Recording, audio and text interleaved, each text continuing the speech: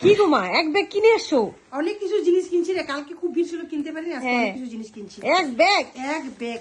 আর কালকে মানে অত ঠান্ডা ছিল না, আজকে প্রচন্ড ঠান্ডা, সেই জন্য দেখো আমি অনেক মানে গরম জামা টামা পরে গেছি। তো তোমাদেরকে আমি দেখাচ্ছি আমি কি কি কিনেছি। আমি তো দেখেছি, এবার তোমরা দেখে নাও কি কি কিনছি। এই যে দেখো একটা কিনেছি ঝুড়ি, এই ওষুধ টষুধ হাবি জাবি রাখার জন্য, এটা ফার্স্ট গেল। তারপরে হচ্ছে এই যে আমার খুব পছন্দ, সকালে জানো আমি ফুল খুব ভালোবাসি, সে অরিজিনাল ফুল হোক আর এরকম টবের ফুল হোক।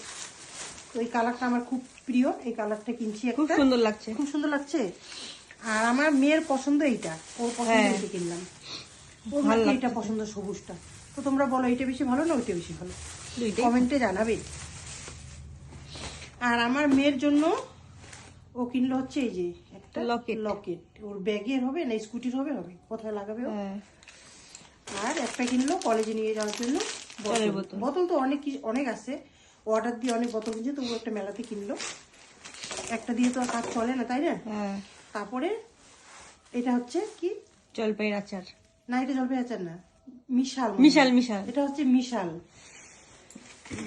আর এটা হচ্ছে জলপাই আচার। ও জলপাই আচার দেখে ওখানে মানে জিভ দিয়ে জল পড়ছিল, তাই জলপাই আচার নিল।